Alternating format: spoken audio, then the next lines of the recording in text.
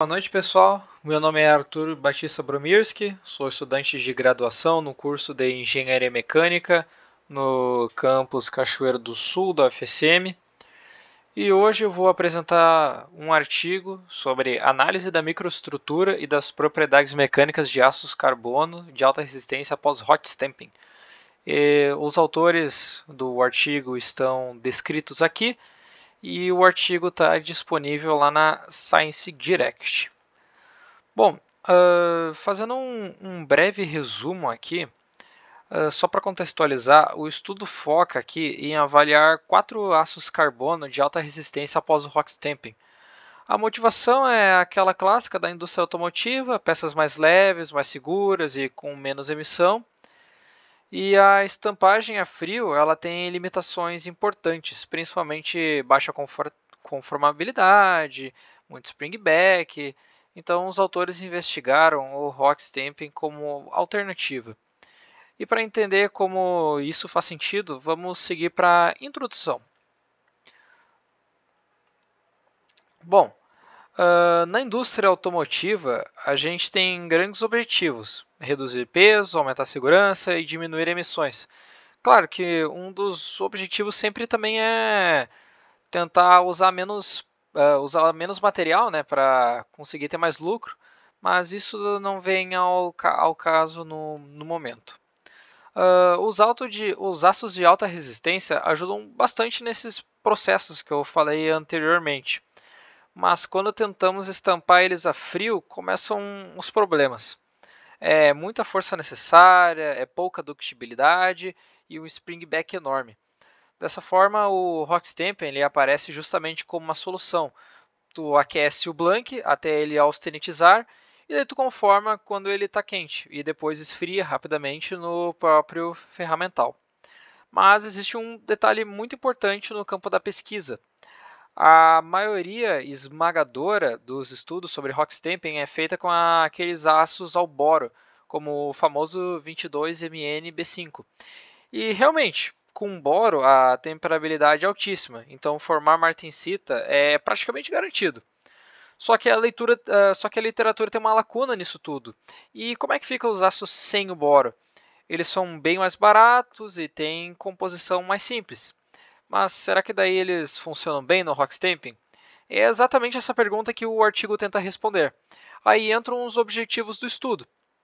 O objetivo principal é avaliar como 4 ácidos carbono de alta resistência se comportam após o hot stamping, comparando 2 meses de resfriamento, punção refrigerado a água e punção refrigerada a nitrogênio. E a partir disso relacionar a microestrutura e propriedades mecânicas para saber se esses ácidos poderiam ser usados industrialmente. Já nos objetivos específicos, a ideia é caracterizar os materiais, composição química, microestrutural inicial, calcular o SEC, depois realizar os ensaios de hot stamping, analisar as microestruturas formadas e medir a dureza e propriedades mecânicas. Então é um pacote completo, de certa forma, né, do processo até o comportamento final. Agora vamos ver como isso daqui foi feito. Aqui estão os 4 aços estudados. Eles têm aço carbono entre 0,15% e 0,20%, todos ainda considerados baixo carbono, obviamente. O SEC aumenta do aço A para o aço D, o que já dá uma pista de que a temperabilidade vai aumentando também. Na tabela dá para ver que cada aço tem uma personalidade. O A é mais simples, o B tem mais cromo, o C e o D tem mais silício. E isso vai ter impacto lá na frente, porque o silício estabiliza a ferrita. O D tem o maior SEC, então a gente espera que ele seja o que mais forma a martensita. Mas para prever microestrutura, precisamos olhar os CCT. Os CCT vieram de um banco de dados da RWTH Aachen. Eu acho que é assim que se pronuncia, não tenho certeza. Eles mostram as regiões onde cada fase aparece dependendo da taxa de resfriamento. Isso é fundamental no hot stamping, já que o resfriamento é o que define quanto de martensita vai ser formado. Aqui vemos 3 parâmetros importantes: o ms, que é o tempo de início da martensita, a taxa crítica de resfriamento e o tempo crítico antes da transformação iniciar. Reparem que o aço B ele tem a menor taxa crítica. Isso significa maior temperabilidade. Já o aço A, como a gente consegue observar ali, ele precisa resfriar muito mais rápido para virar martensita. Agora vamos para o processamento em si. A austenitização, tratando um pouco mais dela aqui, os aços foram aquecidos entre 870 e 970 graus Celsius por tempo entre 10 e 20 minutos, como foi descrito pelos autores do artigo. Depois, os autores ajustaram a combinação ideal para cada aço, avaliando dureza e a microestrutura resultante. Dessa forma, aqui nós temos o conjunto, um punção refrigerado, que pode ser água ou nitrogênio, e uma matriz não refrigerada. O meio de resfriamento no punção é o que define a severidade do resfriamento. 3 termopares foram soldados, um na matriz, um no punção e um no blank. Eles mediram temperaturas daí a cada 0,2 segundos. E como cada parte do conjunto resfria diferente, a microestrutura final nunca é totalmente homogênea. Aqui a gente vê o arranjo dos termopares e a evolução de temperatura do aço C com punção refrigerado a água. Dá para ver claramente que o punção e a matriz aquecem durante o processo e que o blank perde calor muito rapidamente no início. Depois disso é que entram daí os ensaios. Foi usado dureza Vickers, com carga pequena, e vários pontos medidos tanto na superfície quanto lateralmente. Esses mapas de dureza ajudam muito a visualizar a heterogeneidade gerada no Rockstamping. E a figura acaba mostrando para a gente exatamente onde cada amostra de dureza foi retirada, da base para mapa superficial e da borda para perfis laterais. Os ensaios de tração seguiram a norma com um comprimento útil de 25 mm.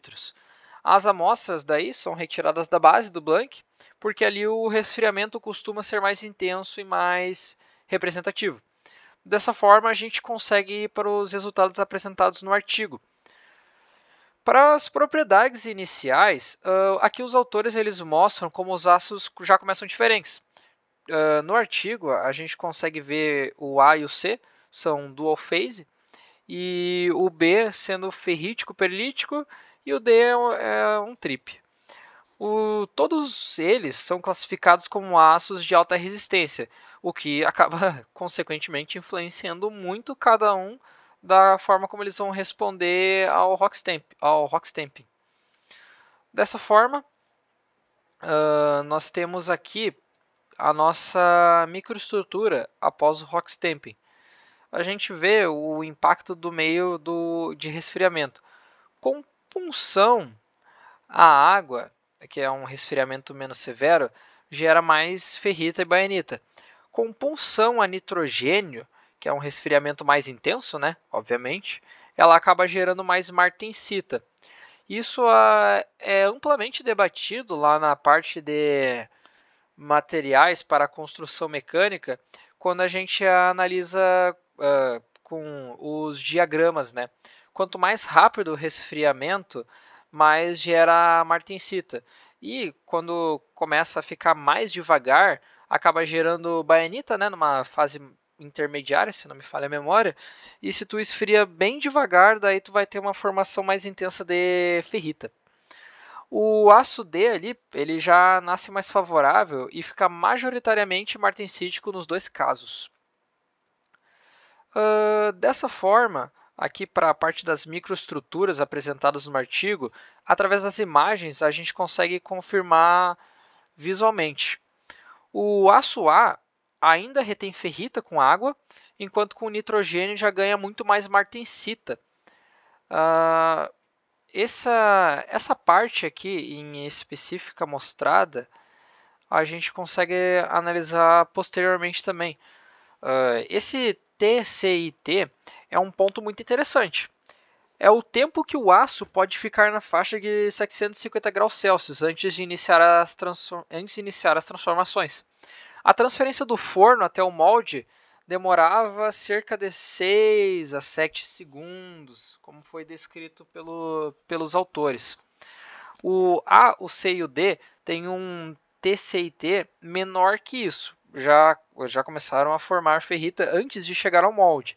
O B tem um TCIT enorme, então praticamente não transforma, não há uma transformação no trajeto. Isso explica muita coisa na microestrutura final abordada por eles ali no artigo. Aqui, para a gente pode ver um pouco dos fatores que influenciam, dá para notar que o silício ele puxa mais para ferrita. O cromo ele acaba puxando mais para bainita. E, claro, a taxa de resfriamento define o quanto de martensita se forma. Por isso, cada aço acaba reagindo de uma forma diferente.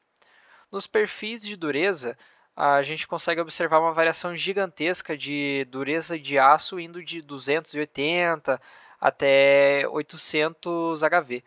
Isso é sinal claro de uma microestrutura bem heterogênea. Nesse sentido aqui, a gente consegue observar que o B ele varia menos, porque ele tende a formar bainita e martensita de maneira mais consistente, podemos dizer assim.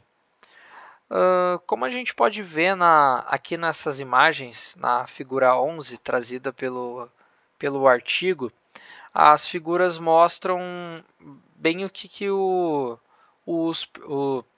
as figuras mostram por que os perfis são tão irregulares. Perdão, tinha me fugido a palavra. A base ali, a parede, a água, resfriam em velocidades bem diferentes. Com a água, a heterogeneidade aumenta, já com o nitrogênio ela diminui. Isso daí é até que bem evidente, né? Porque se a gente usar nitrogênio, que ele resfria muito rápido a peça, a gente vai ter uma formação quase que 100% ali de martensita. Já a água, que ela vai acabar resfriando mais devagar, a gente vai ter regiões de transição entre ferrita, bainita e etc. Dessa forma, a gente consegue fazer uma análise dos mapas. O mapa ele mostra isso muito bem. A água ali para regiões mais duras e moles misturadas e para o nitrogênio a gente tem uma dureza mais uniforme e maior. Tratando das propriedades mecânicas, com a punção à água, as propriedades não seguem o SEC, porque a microestrutura é o que domina tudo. Daí já com o nitrogênio, todo mundo vira quase ali martensita no meio. Aí sim o SEC aparece claramente, como é debatido aqui nessas figuras. E, como esperado, a força sobe e a ductilidade acaba caindo. Para comparar a resistência e ductilidade junto, eles usam o UTS A25, dado em megapascal. O mais interessante é que com água os aços têm um maior índice de conformabilidade, porque mesmo com resistência menor, eles ainda têm bastante ductilidade. Com nitrogênio, a resistência sobe, mas a ductilidade cai tanto que o índice acaba diminuindo. Isso nos leva a nossas seguintes conclusões a respeito dos resultados obtidos por eles. As conclusões vão bem na linha do que a gente acabou vendo ao longo do artigo, né? Um pouco de ferrita melhora a ductilidade, mas demais também prejudica a resistência. A água vai dar uma melhor conformabilidade, mas piora a homogeneidade. O nitrogênio vai dar uma melhor homogeneidade, mas pior conformabilidade. Com o nitrogênio, o SEC acaba mandando mais no resultado. E os melhores candidatos parecem ser os aços com SEC entre 0,27 e 0,30. Muito do que foi visto no artigo a gente acaba conseguindo analisar de uma maneira mais prática, né, pessoal? Por causa da taxa de resfriamento dos materiais, a formação da martensita, e se a taxa não for tão rápida, a gente vai ter a formação de bainita e ferrita. Daí, consequentemente, né, era evidente que a gente ia ter uma homogeneidade diferente e a gente também ter valores diferentes de dureza e ductilidade. Com isso, pessoal, eu encerro a minha apresentação aqui. Eu espero que vocês tenham gostado. Eu vou deixar o link do artigo do pessoal na descrição do vídeo. E qualquer coisa que vocês queiram comentar, deixar nos comentários, eu tenho certeza que vai ser de grande contribuição. Muitas pessoas estão cursando engenharia mecânica como eu, então debater essas coisas, trazer informações e tentar elucidar o melhor possível acaba sendo sempre de grande ajuda. Então é isso, pessoal. Eu vou ficando por aqui no vídeo. Espero ver vocês em breve em outro vídeo. Feito!